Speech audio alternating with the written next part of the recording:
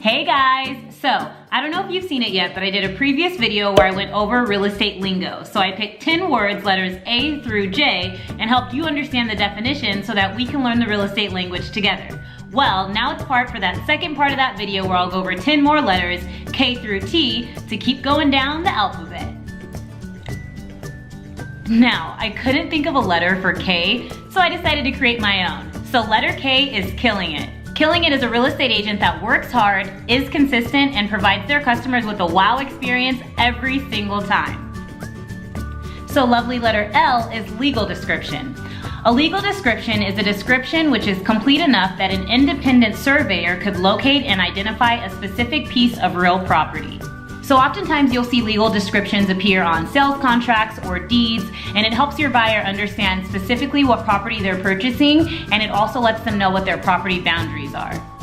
Let's move it on to letter M. So M is market value. Market value is the highest price estimated in terms of money which a property will bring if exposed for sale in the open market. So market value is basically the price that a house will sell for in the market in a reasonable amount of time. So letter N is null and void. So null and void is having no legal force or effect, no worth, it's unenforceable and not binding. This is extremely important. Let's say that you're representing a buyer and the buyer asks the seller to do repairs. The seller says, no, I don't want to do repairs, but instead of doing repairs, I will give your buyer $1,000 credit at closing towards the repairs. Okay, the buyer's okay with that. Then closing comes and the seller completely changes their mind and says, no, I'm not giving them that $1,000.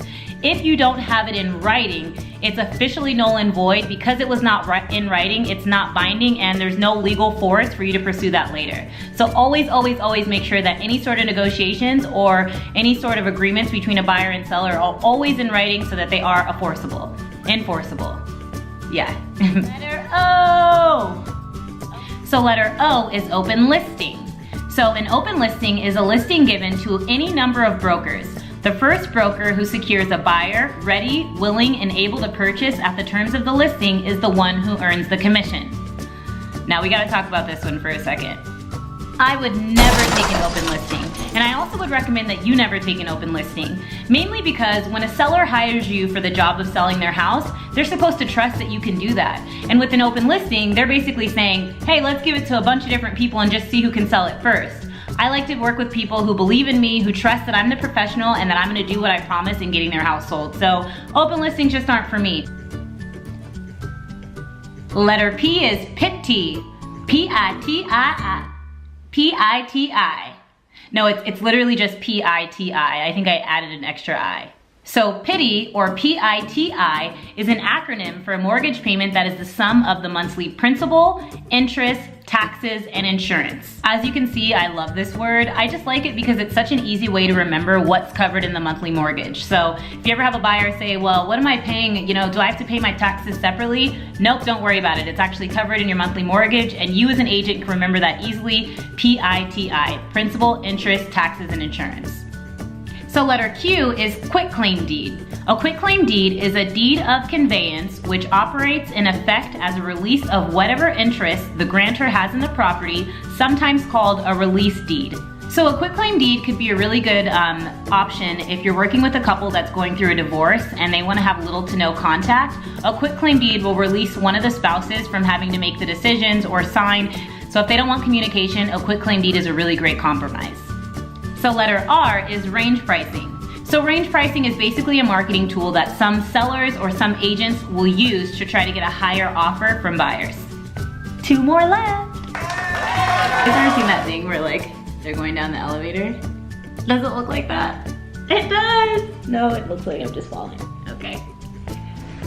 So letter S is second mortgage. A second mortgage is a mortgage which is junior or subordinate to a first mortgage. It's typically an additional loan imposed on top of the first mortgage, which is usually taken out when a borrower needs more money. So, as a listing agent, when you're meeting with the seller to list their home and they say, well, if we list it at this price, approximately how much am I gonna net? You always wanna make sure that you clarify with them that they only have a first mortgage, because if they have a second mortgage, it's going to completely change what their net is at closing. And last but not least is letter T. So letter T is title insurance. Title insurance is a comprehensive contract of indemnity under which the title company agrees to reimburse the insured for any loss if title is not represented in the policy. Title insurance is so important. Here's why. Let's say that a buyer closes on a home, okay? And they're living in the home for a year and they're so excited and they're happy, but they never purchased title insurance. Then a year later, they find out that the previous owner had unpaid taxes.